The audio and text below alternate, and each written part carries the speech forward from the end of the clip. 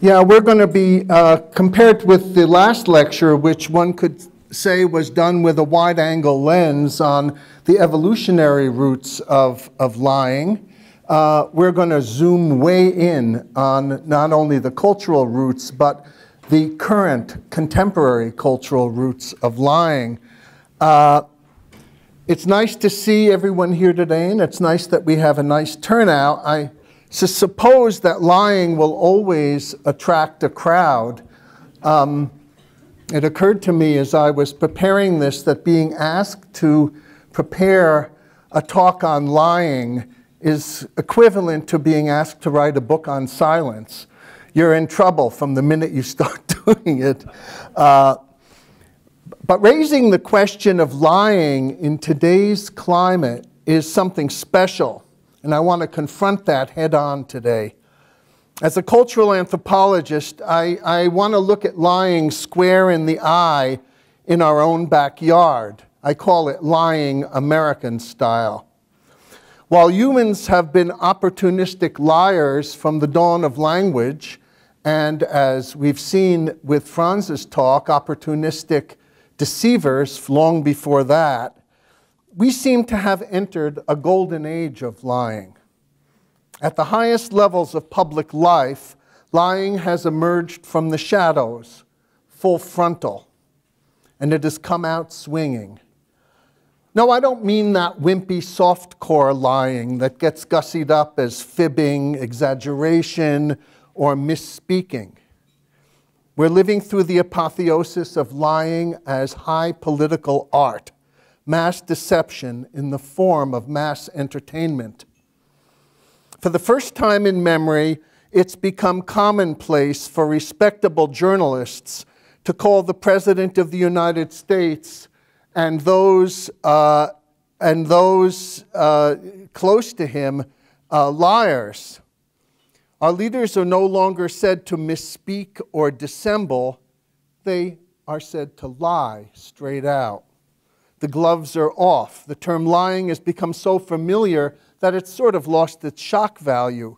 We're swamped by lies, inundated by wave upon wave of claims intended not simply to deceive, but to overwhelm us, to distract, to disarm, and increasingly to entertain. The New York Times compiled a list of 118 certifiable public lies told by President Trump between January 21st and July 21st, 2017. That's about a lie every other day in the first 7 months of his presidency. And here's how the Times summed it up. They said Trump told public lies or falsehoods every day for his first 40 days. The list above uses the conservative standard of demonstrably false statements. By that standard, Trump told a public lie in at least 20 of his first 40 days as president. But based on a broader standard, a standard that includes as many misleading statements and exaggerations, Trump achieved something remarkable, he said something untrue in public every day for the first 40 days of his presidency. Now, Donald Trump is not the subject of this talk, although he will come up inevitably within it. He's not our first lying politician and probably will not be the last one. What's distinctive here, however, is the brazen attempt to normalize lying as an accepted form of statecraft. While we might not have seen this coming, we should have expected it. While Donald Trump appears to be an irresistible object of media attention, it's not one man's trumpery that interests me today, but how the path was cleared for Trumpism within contemporary American culture. My subject is not really Trump, but the cultural underpinnings of lying American style. Culture plays a big role in modeling truth and lying. Lying is not itself a cultural invention, but the modeling of lying is. Look at the sheer number of terms we have in our local lexicon of deceit. Dictionaries, as Philippe told us, define lying in a simple and relatively absolute terms, but our everyday usage suggests a far more subtle landscape of deceit. Consider the following sampling of kinds of lying we recognize in our speech. We have a barefaced lie, a bold lie, a white lie, a social lie, bluffing, deception, deflecting, disinformation, insincerity, fibbing, fraud, half-truth, an honest lie, confabulation, joking, lying by omission, lying by commission, lying in trade, misspeaking, forgetting, misstating, a noble lie, a pathological lie, perjury, puffery, terminological inexactitude, broken promises, plagiarism, denial, minimization, bullshit, poppycock, impression management, public relations, fabrication, exaggeration, perfidy, deceptive advertising, dishonesty, inauthenticity, taking out of context, impersonation, euphemism, disguise, and masking. Now, it's interesting how much narrower our vocabulary of truth seems to be than our vocabulary of lying. I challenge you to come up with any list of truth terms that would be anywhere near this subtlety. I want to propose several cultural models that help explain our current state of affairs. Now, according to Webster, Webster's definition, a lie is to make an untrue statement with the intent to deceive. And as Philippe suggested at the beginning, that means lying has two components: the certifiable untruth of a claim, and secondly, that it's intentional, right? But this leaves a lot of room for ambiguity in interpreting lies in everyday life. So, for instance, is someone lying if he says something false but convinces himself that what he says is true? What if a king proclaims that a false statement is true because he's king? Can he lie? If someone says something she believes to be false, but then it turns out to be true, was she lying when she said it? Is someone lying who claims that he was just joking? If you say something that's not true when talking in your sleep, are you lying? Right? Is a person lying if he says something he knows to be untrue but crosses his fingers? If you tell an untruth to save your sister's life, are you lying? And we have words for this kind of social lying. If you call someone a rat, are you lying because the person is not actually a rat? Is metaphor lying? Is a prisoner on death row lying when he says, "I'm a dead man"? Is an individual with multiple personality disorder lying if an alternate personality intentionally says something untrue? And on, it would be fun to kind of keep these things up. Obviously, these are some exaggerated examples, but they suggest that lying as it actually plays itself out in real life is extremely complicated. Obviously, there's more to lying than the dictionary suggests. Real-world lying comes in many flavors and is always embedded in local cultural models. Let's look at several of the cultural models that shape the contemporary landscape of lying in our setting. The first one I call the authenticity model. In this context, lying becomes insincerity, a special kind of lying. For Americans, people's sincerity is not typically about the objective truth of their words or their acts. It's about the relation of words or deeds to a person's presumed genuine feelings and opinions. The authenticity model judges truth in relation to an individual's inner life rather than from external facts. Compare this, for example, to at least my understanding of the Japanese term makoto, which is sometimes translated as sincere. Makoto, as I understand it, refers to throwing oneself wholeheartedly into the performance of an act so that the gap between the individual and the action is bridged. Makoto implies socializing personal impulses, not privileging them. The distinction between truth and sincerity has been very significant in current politics. And if you're interested, the famous book by Lionel Trilling called Sincerity and Authenticity traces the development of this concept of sincerity in Western literature and how it emerged.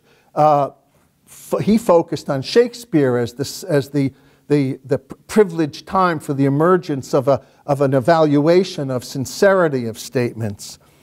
Now, in current politics, it's interesting that President Trump doesn't usually deny accusations of lying so much as he brushes them off. Accusations just seem to roll off his back. They don't come to matter to Trump. They don't seem to matter to him and his followers. By contrast, consider Hillary Clinton. Crooked Hillary's reputation seems to have suffered from Trump's constant attacks on her honesty. Trump and Clinton appear to be being judged not in relation to truth, but in relation to an undisclosed authenticity model. Many of Trump's supporters are less concerned with the truth value of his statements than with the fact that he lets them have it. He speaks from the heart. The authenticity model of truth is consistent with American individualism and our interest in people's internal lives and their motivations. So interested are Americans in this inner landscape and internal motivations that we seem to conceive of our world more as a psychiety than a society. Our doubts about external reality are also the product of the highly simulated world we have created. Digital technologies have given us awesome power to simulate experience to the point where we can't always figure out what's real and what's fake. And more to the point, we can't figure out if there's really a difference anymore. As the French philosopher Jean Baudrillard saw when he toured our country, America is dominated by a special form of foundationless simulation which characterizes modernity. Endless replications that have no original. Following Plato, Baudrillard called these endless replications simulacra. Simulacra are copies that either had no original to begin with or that no longer have an identifiable original. A landscape of endless McDonald's or Targets or shopping malls that look the same everywhere you go. As Baudrillard put it, the simulacrum is never that which conceals the truth, it is the truth which conceals that there is none. A fake at least implies the existence of the real. A simulacrum is a fake that no longer has a discernible original. And indeed, in modern life, our ability to discriminate between the real and the fake has often been compromised to the point where it becomes difficult to know what such a distinction might mean. Consider reality TV, on which Trump has cut his teeth as a celebrity. Reality TV turns out to be fake, covertly scripted and packaged for entertainment value. But then again, it's also real. And then but it's also fake, but it's also real, but it's fake, but it's real, but it's fake. In other words, the difference doesn't really matter. It starts to evaporate. It's only a short step from the ambiguities of reality TV to the claims of its twin brother, fake news. Our attention has shifted from breaking news to faking news. And so the claims proliferate. Real news is fake, fake news is real. Gradually, the mind blurs and the distinction gives way. Different as they may appear, reality TV and fake news rest on the same blurring of fact and fiction.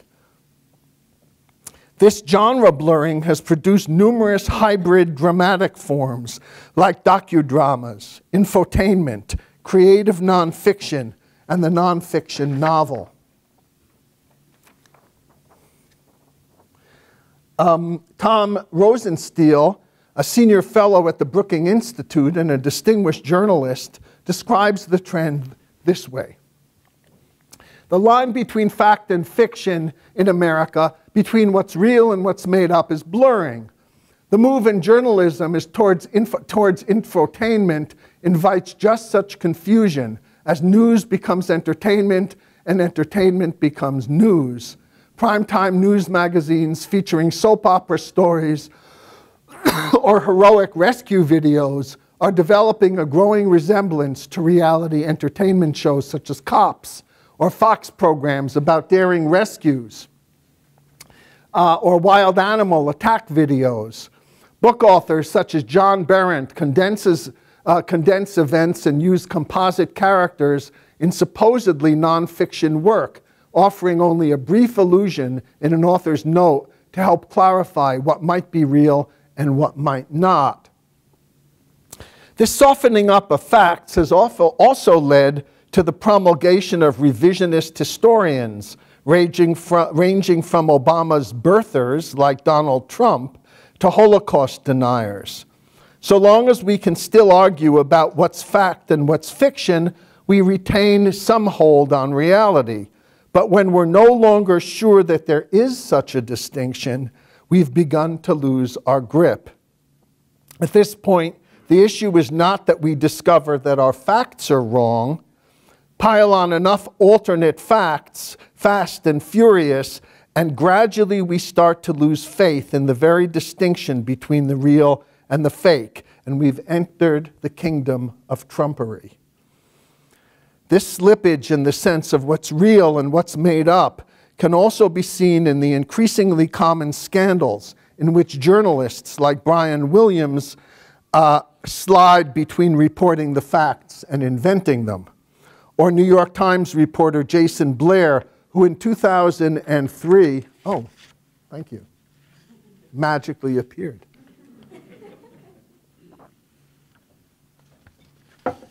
Was discovered to have plagiarized or fabricated a number of his stories. Did they mean to lie? Did they even know they were confusing their fantasies with their facts? The fact that we're not sure whether they intended to or not tells you a lot. Who knows?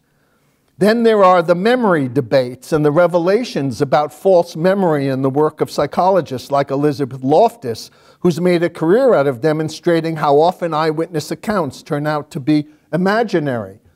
It's not that she's wrong, it's that this constant attention to this has made us begin to lose our faith that in the very idea that something may be real.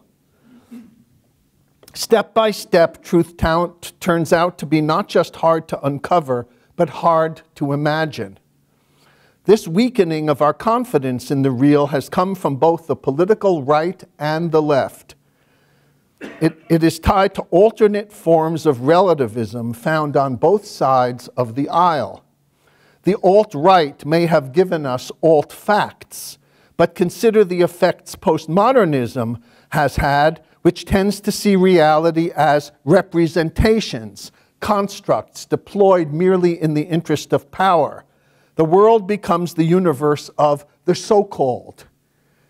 The real evaporates in the play of representations. With reality in doubt, what's left is sincerity. Donald Trump takes advantage of our uncertainty about what's real and what's true. Seizing the high ground of authenticity claims, Trump simply bypasses the issue of fact. Trump and his supporters shrug off accusations of lying because their game is not truth, but sincerity. Trump's authenticity claims are certified by his social media strategy. Bypassing official channels of communication, Trump prefers Twitter. Now, tweets are assumed to be authentic expressions, products of the impulsive moment, rather than carefully managed or socially filtered communications. Their very form suggests authentic thoughts and feelings unmediated by official protocol or scripts. Whether they're factually true or consistent is beside the point. Believe me, he implores. Believe me, right? Trump's unpolished communication, his self-contradictions, even his flashes of anger attest to his sincerity, right? Whether or not they adhere to the standards of empirical truth or of presidential dignity. By contrast, Hillary Clinton's polished, highly rehearsed and carefully controlled communications, however grounded they may be in fact, are easily framed as inauthentic, evidence that they do not come from the heart. In other words, her greatest strength, preparation, facts, her incredible, she's a very slick speaker, work against her in terms of the authenticity model, even though they support her in terms of an empirical truth model. While Hillary may lie a lot less than Trump and appeals more frequently to the facts, the attacks on Hillary's honesty seem in some odd way to stick. They stick because of authenticity. Let's turn to a second cultural model that has become increasingly important in modern life. Let's call it the fairness model, something I know Philippe has great interest in. The fairness model sees truth in the context of justice. Pieces of my slides are not appearing on here. Oh, well. Justice presumes fair play, the equitable mediation of opposing claims. Now, admittedly, fairness has remained an elusive aspiration in much of American life, but it still figures as an important cultural ideal. Fairness is generally modeled, through due process, giving equal time, respect, and attention to competing claims. A fair and balanced model is ritually displayed during presidential debates, when attention is drawn to giving both sides and candidates equal time, and it's an elaborate emphasis on due process. In other words, the fairness model imagines the world as a court of law with equal time being given to all sides of a case. And most of us would probably subscribe to the fairness model, but it does have some serious and underappreciated problems, especially in relation to science. Derived from universal rights and tolerance for diversity of opinion, the fairness doctrine does not always sit easily with the elitist standards of science and scientific assessment. In scientific assessment, different sorts of evidence are accorded different kinds of credibility. Modern science is hardly an egalitarian activity, and all opinions are not accorded equal respect. The peer review standards of science publishing are not based on any notion of equal time or respect.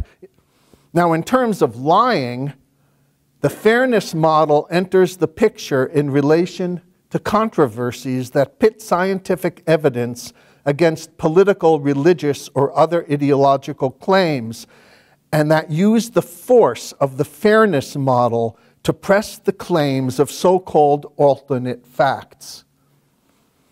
High-minded moral claims of fairness, equity, and diversity are deployed to level the playing field on which evidence is considered. The fair and balanced model of public policy was translated into an entertainment genre in the mid-60s when William Buckley debuted the firing line on television. Pitting Buckley on the right with an opponent on the left in political debate, the show ran for over 3 decades. The highlight of the series was the legendary face-off between Buckley and Gore Vidal in 1968, which ended in a near fistfight when Vidal called Buckley a crypto-Nazi. The title of the show showcased the master metaphor, conversation as war. Audiences tuned in to see politics played out as a blood sport.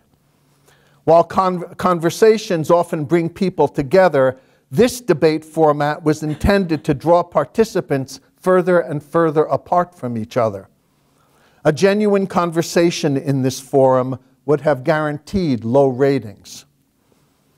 The battle format was continued by CNN in a show called Crossfire. Again, the photo is not showing, I don't know why, which ran from 1982 to 2005 and again in 2013 and 14. The goal of conversation here became spinning any claim to fit a preformed ideology in an attempt to destroy an opponent. Many religious, political, and commercial interests recognized in the fair and balanced model of truth-seeking a potential gold mine. If a complex matter subject to scientific evidence could be reframed as a controversy of conflicting opinions, then any position that appeared to lack preponderant evidence might simply invoke the fairness model and insist that all positions deserve equal attention and equal respect. The creators of Fox News brilliantly applied this model to the genre of broadcast news. They realized that they could exploit a shared cultural vision of fairness as equity to create a forum for right-wing propaganda masquerading as balanced news. Rather than acknowledging their bias, their motto was fair and balanced, which ambiguously proposed 2 contradictory things. First, that the reporting on Fox was itself fair and balanced, and secondly, that their reporting was actually skewed to the right, but that it provided a fair balance to the so-called liberal media. Which meaning of fair and balanced was used was never very clear. Right? We can see the same fair and balanced model deployed in the controversies that become major battles in the culture wars. Once reframed as controversies, differences of opinion, these issues become subject to the claims of fairness and equity. This model was in play in the smoking controversies of the 1950s and 60s. We can see it in the evolution-creationism debate that's still with us. And we can also see it in current controversies about climate change. In the evolution-creation controversy, the fairness doctrine has been used to reframe creation and evolution equally as competing sciences deserving of equal respect. That is, creation science versus science, or evolution science. But it is also claimed that both science and religion are merely theories, deserving of equal skepticism. Right? Either way you have it, you've leveled the playing field. Both smoking and climate controversies have sought to neutralize the preponderance of scientific evidence and the privileged or elite view of the scientific community by reframing the debate as a controversy, activating the fair and balanced model.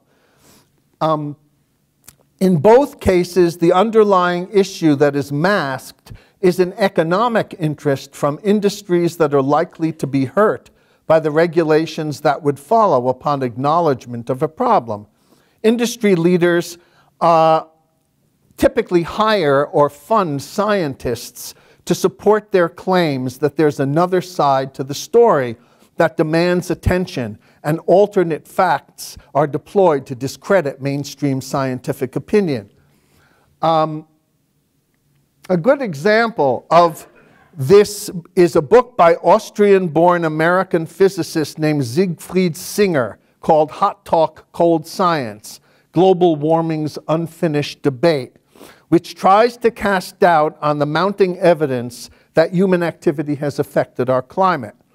Looking up Dr. Singer's biography confirms one's suspicions. Here's what Singer's Wikipedia entry has to say. The public debates in which Singer has received his most criticism have been about secondhand smoke and global warming. He has questioned the link between secondhand smoke and lung cancer and has been an outspoken opponent of the mainstream scientific view on climate change. He argues there is no evidence that increases in carbon dioxide produced by human beings is causing global warming, and that the temperature of the Earth has always varied. A CBC Fifth Estate documentary in 2006 linked these two debates, naming Singer as a scientist who has acted as consultant to industry in both areas, either directly or through public relations firms. Naomi Oreskes and Eric Conway named Singer in their book Merchants of Doubt as one of the three contrarian physicists, along with Fred Zeitz and Bill Newberg, who regularly inject themselves into the public debates about contentious scientific issues, positioning themselves as skeptics. And this is the punchline: their views gaining traction because the media gives them equal time out of a sense of fairness. The third foundation of deception I call faith-based reasoning, and is perhaps more a cognitive universal than culture-specific. But its political uses are definitely mediated by culture. Attention to facts, particularly those which disconfirm our prejudices and beliefs, is foreign to most of our reasoning. Most human beliefs are grounded on faith in the most general sense of the word. While evidence-based reasoning is the ideal of science, faith-based reasoning is the logic of everyday belief. Based on research in the early 1960s by English psychologist Peter Wasson, psychologists began to study the cognitive basis of this sort of conservative reasoning, naming it confirmation bias. Most of our beliefs are literally prejudices, prejudgments. People are predisposed to select evidence that supports what they already believe while ignoring or rejecting evidence to the contrary. While the term faith-based is commonly used for religious understandings, this sort of reasoning is certainly not limited to religious convictions, but applies to most cultural beliefs that are not normally subject to disconfirmation by weighing objective evidence. Not only is my belief in God based on faith, but so is my belief in life, liberty, and the pursuit of happiness. Affirmation rather than disconfirmation, faith-based is the emphasis. So affirmative rather than disconfirmative, faith-based reasoning is generally grounded in asserting rather than in questioning. We hold these truths to be self-evident because they are essential to our identity and to our everyday sense of reality. We're equipped with powerful emotional, social, and cognitive defenses against disconfirming basic beliefs. And most of us know this. The development of evidence-based reasoning is also important in human history. It promotes experimentation and a capacity to transcend one's personal or group biases and how one understands the world. It offers as an ideal an objective view of reality, Grounded in skepticism and suspicious of subjectivity, evidence-based reasoning is at the heart of the scientific method and is an implicit goal of what we call critical thinking in higher education.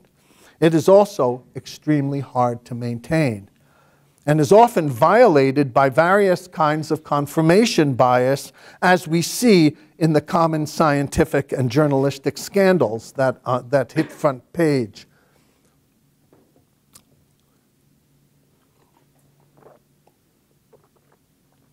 All people and all communities require and use both sorts of reasoning to very different ends. The gradual refinement of practical skill tasks requires the cultivation of evidence-based reasoning. That's how wheat was gradually domesticated and converted into bread in the Middle East. Conversely, even the most skilled and committed scientists use faith-based reasoning to affirm aspects of their life world that would unravel from too much doubt or questioning. Now, there's considerable ambiguity in which domains of our lives should be open to the logic of factual disconfirmation and which should be protected against the corrosive effect of attention to facts. This is where history and culture come in. Despite our technocratic and scientifically sophisticated culture, the growing alliance of religion and public policy in the United States has dramatically extended the claims of faith-based reasoning. Issues that should be rationally decided by experiment and factual information, issues like healthcare, climate change, and the effect of the proliferation of guns, have become so tied up with conviction and belief rather than with facts that the debates on these issues have become increasingly polarized and audiences increasingly immune to disconfirmation of positions. Congress forbids the CDC from doing research on gun violence. Policy becomes a matter of belief or conviction and not of fact. Right before our eyes, the question shifts from evidence of global warming to what is your belief on global warming, as if it's a religious conviction. This extension of faith-based reasoning inherently increases the effectiveness and the political power of lying, since truth becomes a form of opinion, a matter of political faith, effectively immunizing it from disconfirmation by facts. Advocates of the political use of faith-based reasoning will always have an advantage over those supporting evidence-based reasoning. Confirmation bias is a far more intuitive path to a point of view, resting on a primal sense of affirmation rather than on scientific skepticism and doubt. Scientists are always quick to say, well, so far this is our evidence, we're not sure, it could change. That's the language of science, but that is very hard to form political conviction based on doubt like that. And the inherent conservative biases in faith-based reasoning have steadily increased political resistance to any sort of contrary evidence. Increasingly, social policy has become more an article of faith than of fact. We see this trend at work in the intensification of the culture wars, in the radical bifurcation of news media into ideological niches so that news is used to reinforce biases rather than to inform, and the polarizing framing of debates. The name of the game is faith, not fact. Okay. Finally, we come to surely what is the most pervasive and influential form of deceit that has shaped the American landscape: spinning or advertising. Back in the 1970s, we were exposed to around 500 ads a day on the average. Today, that number is more like 5,000 advertising messages a day. The landscape is supersaturated by selling, Ads are ubiquitous on radio, television, embedded in films, as product placement, in billboards, on the internet, in the endless robocalls we receive, emblazoned on our clothing, on the products we use, on the jingles we sing to ourselves, on advertising slogans and iconic images and rhymes that fill our heads, even when we don't want them there. But is it fair to call advertising a form of legalized lying like H.G. Wells once did? Many would say no, that advertising encompasses all sorts of public announcements, including the seemingly harmless and useful advertising of concerts or speakers or public interest messages promoting health and safety. Advertisers sometimes claim that they merely disseminate information about useful goods and services. And in fact, most of us would concur that advertising in terms of the content does not necessarily lie. I would like to take a somewhat different tack. I think there's something intrinsically deceitful about advertising, even when the claims are true. If we focus on the truth of an ad claim, then ads lie only if their explicit message is demonstrably false. And surely some ad claims are true. But this focus on content overlooks the ways ads always deceive us. They lie in the way they represent motive.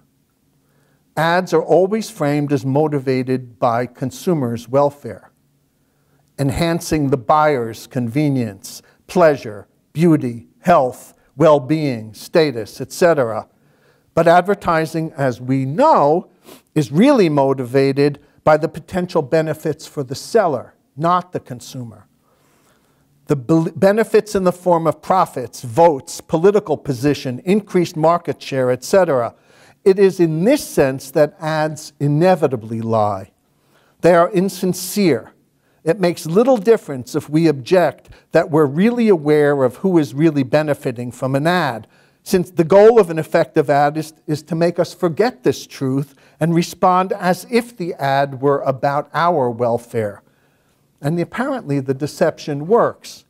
And I think this fundamental insincerity in motive, so pervasive in American life, is behind the distinct feeling of inauthenticity of American behavior, in that very often we are selling ourselves when we claim to be showing interest in other people. Just consider Facebook.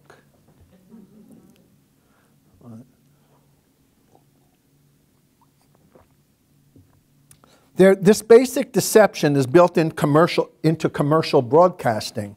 Commercial TV conveys the impression that its job is to provide programming broken up now and then by commercial breaks.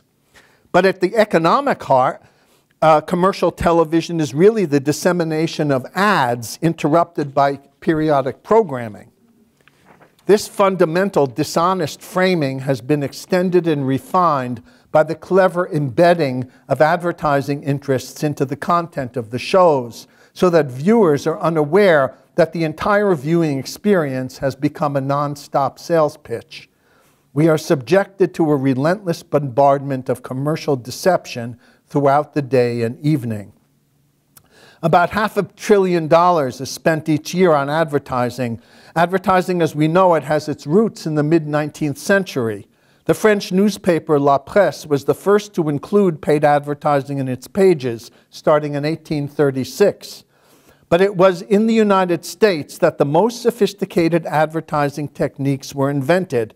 The founder of modern advertising was Edward Bernays, the nephew of Sigmund Freud. Bernays believed that the most effective advertising was that which appealed to unconscious desires and instincts.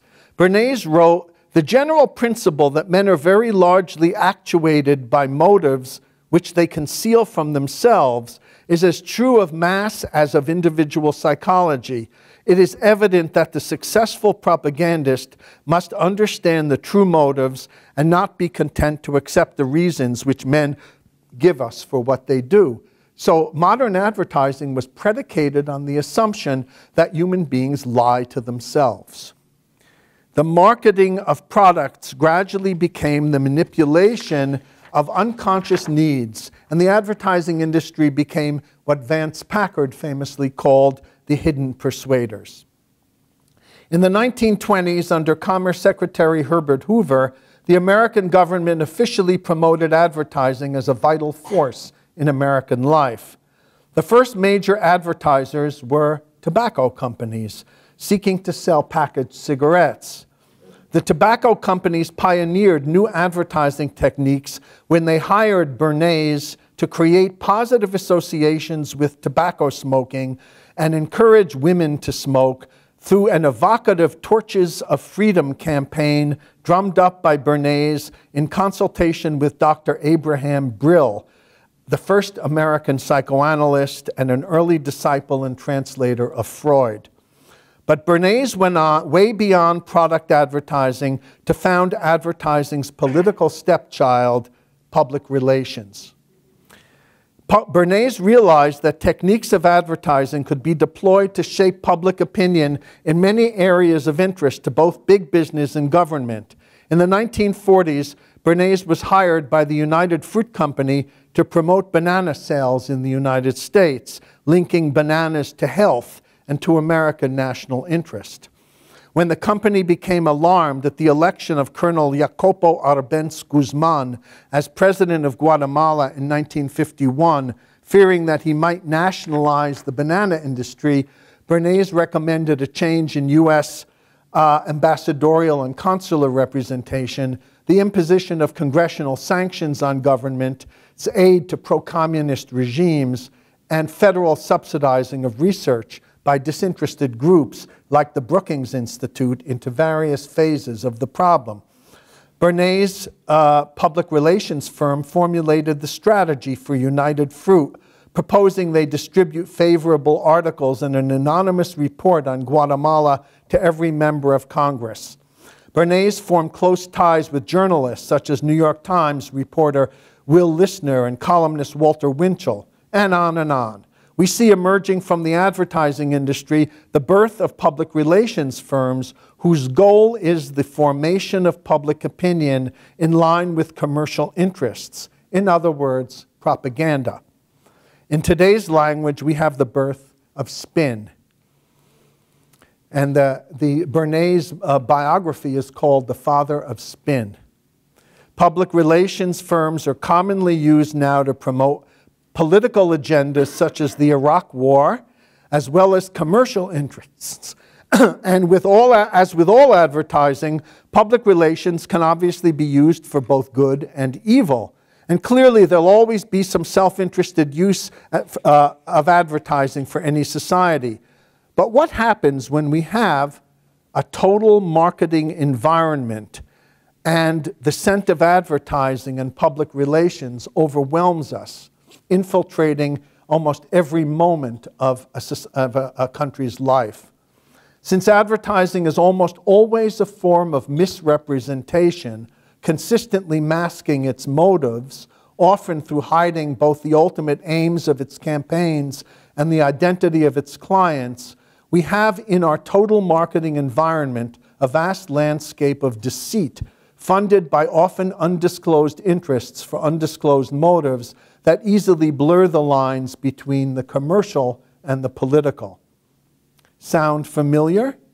It should, for in the birth of mass advertising and public relations, we have the origin of much of contemporary American life and politics and the shifting landscape on which they rest. In closing, let me say that I'm not attempting here a comprehensive analysis of lying, and certainly not even a comprehensive analysis of American lying. That lies beyond the scope of any one talk. Nor do I consider the more general human capacity for lying, which other talks today will highlight. My goal has been to shed some light on our current situation by highlighting the embeddedness of real-world lying within complex and often unrecognized cultural models. While human lying has universal evolutionary and cognitive roots and is not itself a product of any single culture, so pervasive and elaborated is human deception that it inevitably lives within a large array of local, cultural, and historical frameworks. And it is in this sense that I refer to the cultural landscape of lying. Thank you.